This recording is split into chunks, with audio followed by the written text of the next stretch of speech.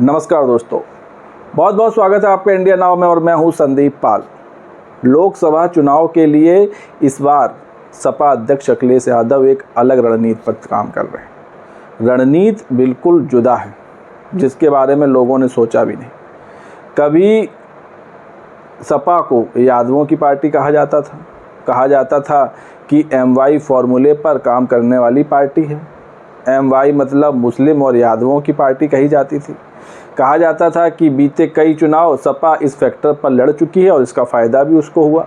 लेकिन पिछले कई चुनावों में ये फॉर्मूला सपा को जमा नहीं।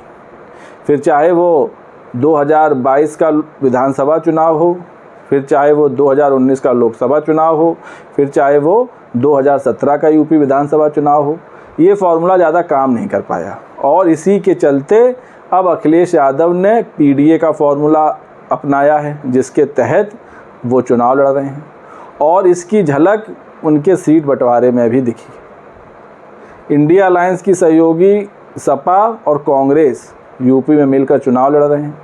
यूपी की 80 सीटों में 62 सीटें सपा के पास है, 17 सीटें कांग्रेस के पास है, 1 सीट TMC के पास है।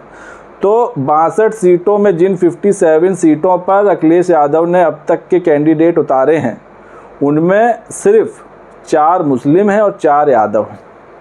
और जो यादव कैंडिडेट हैं वो भी यादव परिवार के कैंडिडेट हैं, जिसमें डिम्पल यादव हैं, अक्षय यादव हैं, आदित्य यादव हैं, धर्मेंद्र यादव हैं। और बताया जा रहा है कि कन्नौज की जो हाई प्रोफाइल सीट है, जो यादव परिवार की प्रतिष्ठा का सवाल भी रही है, कई बार कन्नौज सीट से यादव परिवार के ही मुलायम सिंह यादव चुनाव लड़ चुके हैं और भी मेंबर चुनाव लड़ चुके हैं।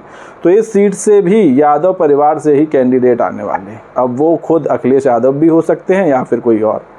हालांकि जो चर्चाएं चल रही हैं, जो सोशल मीडिया और मीडिया में खबरें हैं, उनके मुताबिक अखिलेश यादव कन्नौज से ताल ठोक सकते हैं। तो अगर कन्नौज से अखिलेश यादव भी मैदान में आते हैं तो जिन 5 यादवों पर सपा दांव लगाएगी वो सभी 5 यादव परिवार के ही हैं।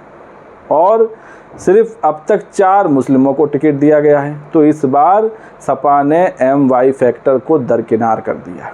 इस बार समाजवादी पार्टी पिछड़ा वर्ग की अन्य जातियों पर भी भरोसा जता रही है और दलितों को भी टिकट दे रही है। तो इस बार अखिलेश यादव PDA के तहत टिकट बंटवारा किया है। अखिलेश यादव ने PDA मतलब पिछड़ा वर्ग, दलित और अल्पसंख्यक, इसी के तहत टिकटों का बंटवारा किया गया है। और यही वजह है कि इस बार ना यादवों को ज़्यादा भाव दे रही है पार्टी, ना मुस्लिमों को ज़्यादा भाव दे रही है। पिछड़ा जाति पर फोकस किया जा रहा है और दलितों पर फोकस किया जा रहा है और अल्पसंख्यकों पर फोकस किया जा रहा है। एक तरह से देखा जाए तो ये पार्टी की स्ट्रेटजी काफ़ी हद तक सही भी है, क्योंकि इससे पहले सपा को यादवों की पार्टी कहा जाता था कि सपा में जितना बोलबाला यादव का है, इतना किसी अन्य जाति का नहीं है। हालांकि पार्टी यादव परिवार की है, लेकिन अन्य जातियों की भागीदारी उतनी नहीं थी जितनी इस बार चुनाव में अखिलेश यादव ने टिकट देकर बनाई है। तो इस बार अपने जो परंपरागत फार्मूला रहा सपा का, MY फैक्टर फार्मूला, उससे बाहर निकली है पार्टी और इस बार PDA के तहत काम कर रही है। इससे पहले जब 2019 के लोकसभा चुनाव हुए थे, जब सपा और बसपा मिलकर चुनाव लड़ी थी, तो सपा ने 10 यादवों को टिकट दिए थे, जिनमें से 5 उनके परिवार के ही थे और 5 अन्य थे जो यादव परिवार से ताल्लुकात नहीं रखते थे। तो इस बार अखिलेश यादव ने यादव समाज के लोगों को टिकट देने में कोई दरियादिली नहीं दिखाई, कोई सिंपैथी नहीं दिखाई।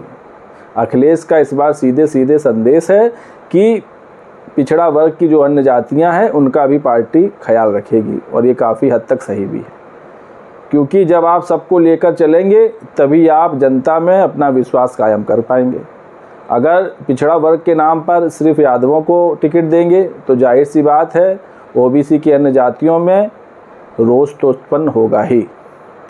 और अपने इस PDA फॉर्मूले के तहत टिकट बंटवारा कर अखिलेश यादव समाज में एक सकारात्मक संदेश देने की कोशिश कर रहे हैं, जिसके तहत यादवों को उतना भाव नहीं दिया जा रहा है जितना पिछले अन्य चुनावों में दिया गया।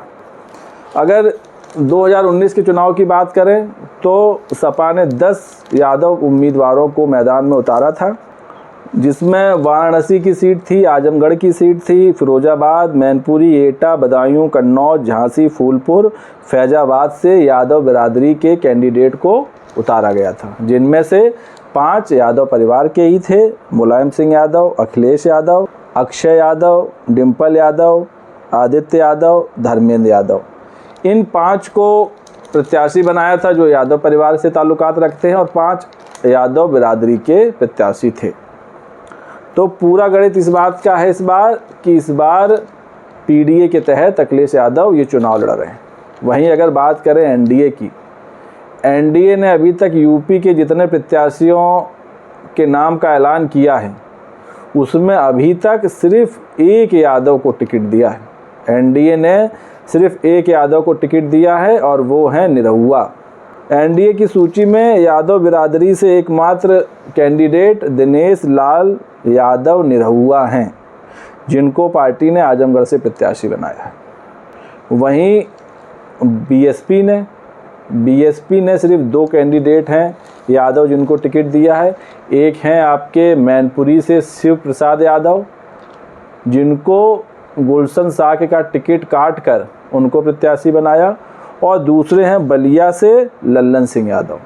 तो बीएसपी ने 2 यादवों को टिकट दिया है। पूरे एनडीए ने, या कहें बीजेपी और एनडीए, इसने सिर्फ एक को टिकट दिया है जिसमें यादव शामिल है, वो है निरहुआ। और खुद यादवों की पार्टी जिसे कहते आए हैं लोग, समाजवादी पार्टी, उसने भी सिर्फ अब तक 4 यादवों को टिकट दिया है, जिसमें चारों यादव परिवार या कहें मुलायम सिंह यादव के परिवार के ही लोग हैं।